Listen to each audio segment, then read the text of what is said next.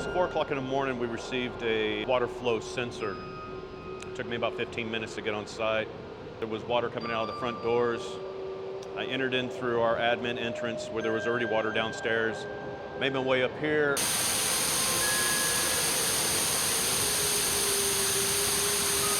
Essentially all of our sprinklers had busted.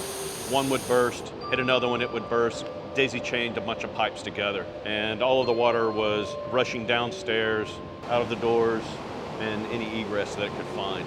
And it's just dripping from the top. Yeah, it's not like when the main busted in '02 or '03, that hit the back of the building, mainly went to the auditorium and the boiler room, and maybe that much in the archives. Here, it's coming from above and the side. Right. It's coming from every direction. Yeah.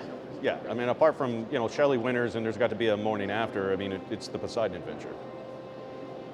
There's not a part of the building that was left untouched.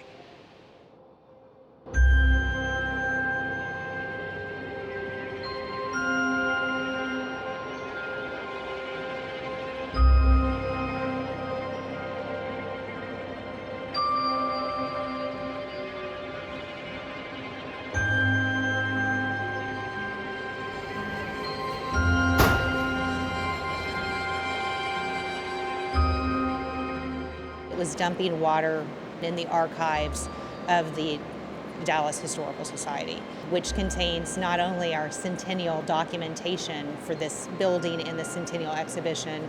Right now we're trying to dry out Quanah Parker's pipe bag.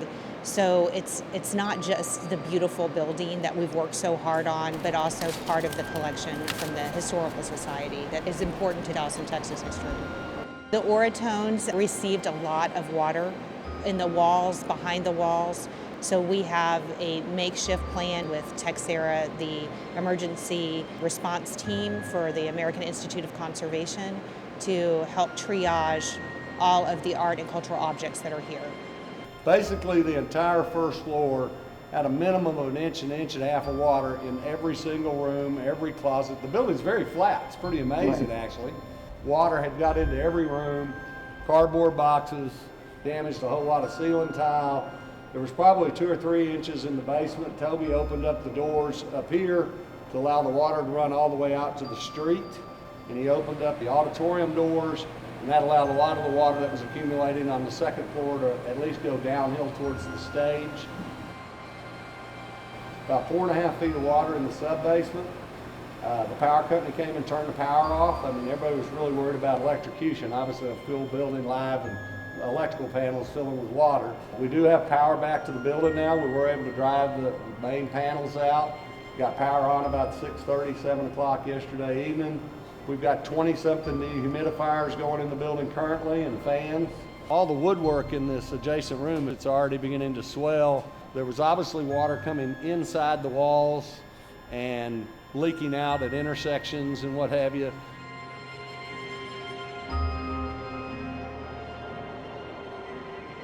That ceiling, that was just beautiful ceiling in the Hall of Heroes, obviously we lost some large chunks of it.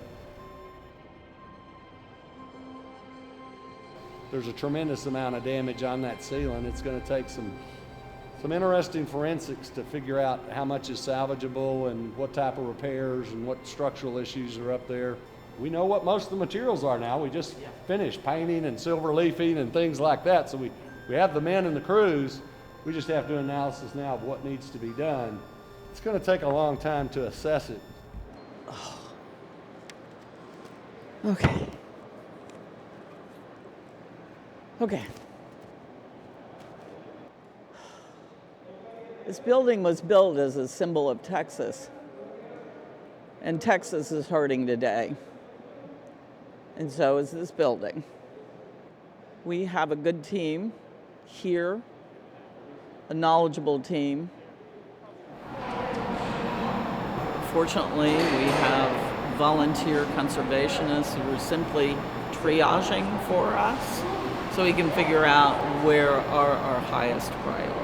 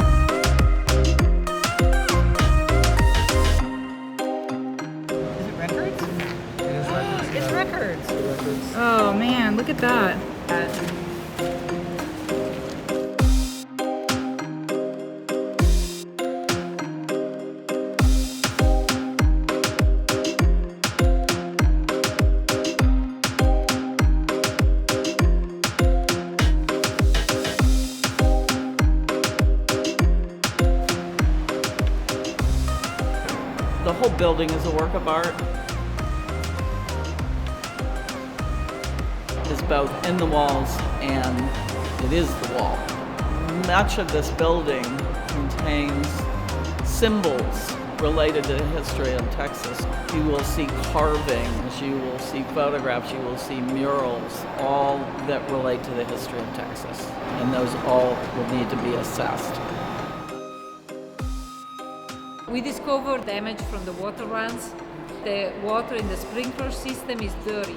You get rust, you get other materials that stain the surface. So we don't know if the moisture has from the wall has etched the paint film. We don't know if those runs are permanent or they can be reformed.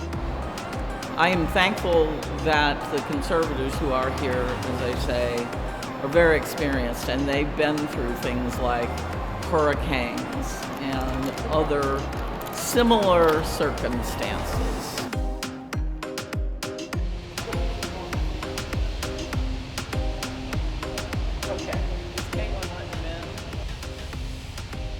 You know, in what is considered a worst case scenario with what happened, this is probably the best outcome we could have had. We were on it within 4 hours. We had 40 people here.